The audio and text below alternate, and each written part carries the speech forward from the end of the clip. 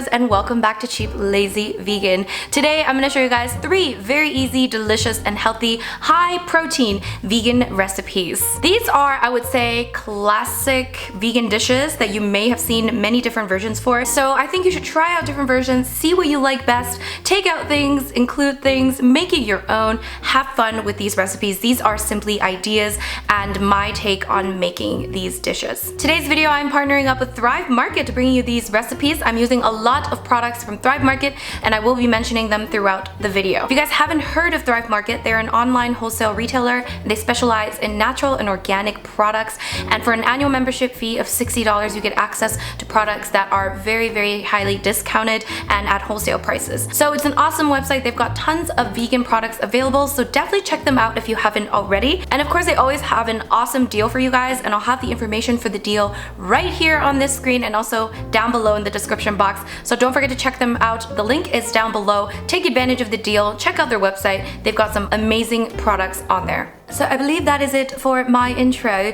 Let's get started with the recipes. Just a note, if you guys are interested in the written recipe and the ingredients list, I will have a link to a blog post down below with the written recipe and all of the measurements. So don't forget to check that out, and let's get started. Every time I make chili, I just feel like I make it slightly differently than the last time, so I feel like there really is no rule when it comes to chili, which is why I love it so much. So this time around, we are using a few chopped vegetables, of course. We are using zucchini, we're using onion, and we're using mushrooms. Just anything that I have around is usually what I add. I also like to add in some minced garlic if I have any. Now chili would already be high protein thanks to all of the beans, but I wanted to make it even higher protein and slightly meaty. So I'm actually using this Bob's Red Mill high protein TVP, which stands for textured vegetable protein. This is kind of like the vegan version of ground beef or any sort of meat crumble. And I'm just following the instructions on the package of how to prepare it. And it actually says to add ketchup, which is kind of weird, but I think that's their version of their chili. So I'm just following that, and I just added just a small amount of ketchup in there. And on a wok, I'm just going to spray a little bit of oil. I'm using this oil spray thing that I got from Amazon. If you're interested in that, I'll leave a link to that down below. And I'm just going to cook up the onions and garlic first. So I simply sauteed the onions and garlic for just a couple of minutes, and then I'm adding the rest of the vegetables. And then we are going to add that TVP mixture that we prepared. And I'm gonna add a can of these black beans from Eden Organic that I got from Thrive Market. And I'm also adding a can of kidney beans from the same brand.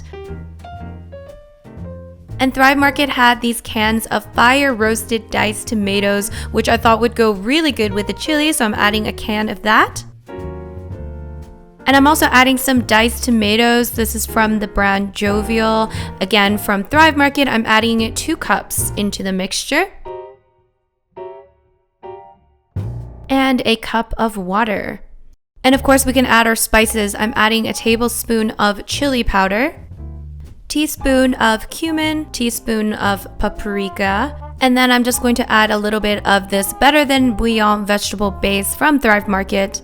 This is just a great way to add more flavor into your chili and wherever else you want to add this to. And then basically what you want to do is just let this come to a boil, maybe give it a little taste to see how it tastes if you want to add more seasonings. And then I realized this was more like soup than chili because it was a little bit too liquidy. So I added another half cup of the textured vegetable protein, and this worked perfectly because the TVP just soaked up the rest of the liquid and it became the perfect chili consistency. So usually after I let it come to a boil, I turn it down and let it simmer for like, I don't know, 15-20 minutes. And then it should become the perfect chili. Oh my lord, it is just so delicious. And the TVP was really good. It turned out so well inside the chili. It really gave that nice meaty texture, that ground beef texture. Maybe you miss it, maybe you don't. Either way, it's delicious. Does anyone know the history of chili? Do you know like where this dish comes from? I have no idea. Like literally I don't know, and I could probably Google it, but why don't you tell me in the comments?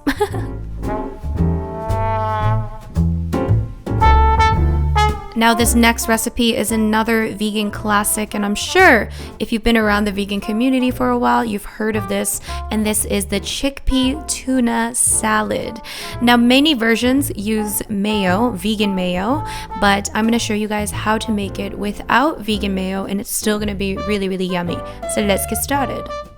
I have some finely chopped onions and finely chopped celery, and I realized afterwards that I could have actually chopped this in the food processor that I'm about to use anyways, but that's besides the point. For this recipe, I'm going to be using 1 can of chickpeas, aka garbanzo beans. I'm using this Eden Organic brand once again. I drained it already and I rinsed it out, and now I'm throwing the beans into a food processor. If you don't have a food processor, you can easily just mash the beans with a fork, but it's so much easier when you use a food processor.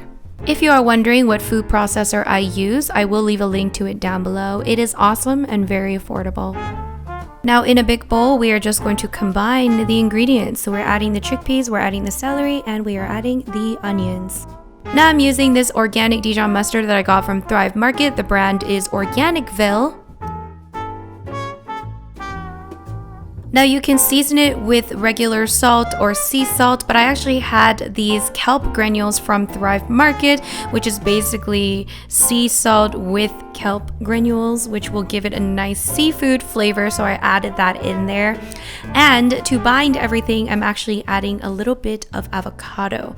I also decided to add in a little bit of garlic powder just for some additional flavor. And then I'm just gonna mash in the avocado and just mix everything together, and it should bind very well.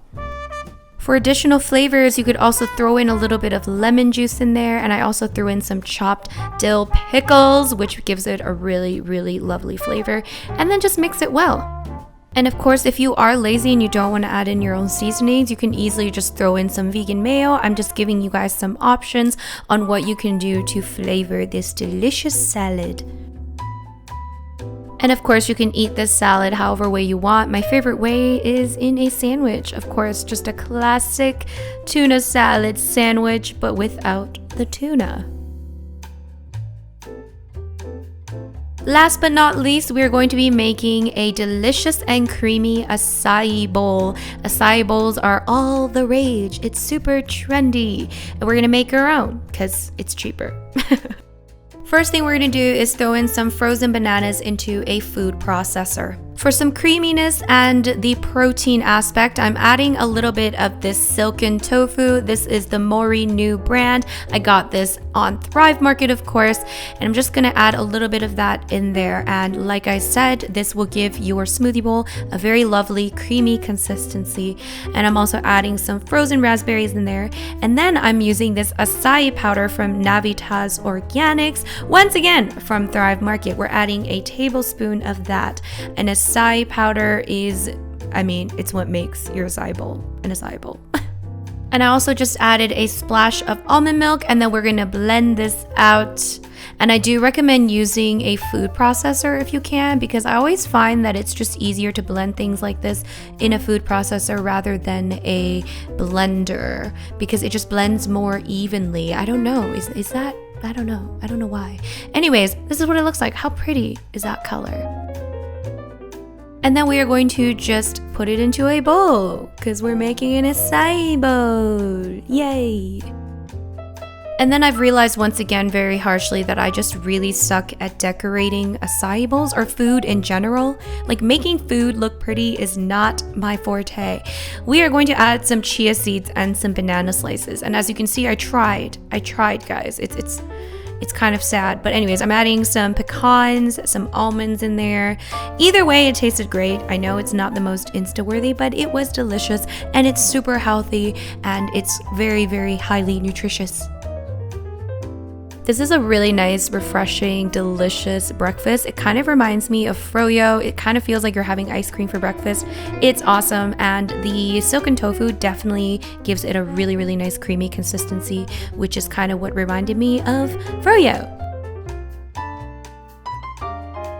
Alright you guys, that is it for my high protein vegan recipes video. I really hope you guys enjoyed it, and if you did, don't forget to give it a thumbs up. And if you're new here and you haven't seen this face before, don't forget to click the subscribe button to see more of this.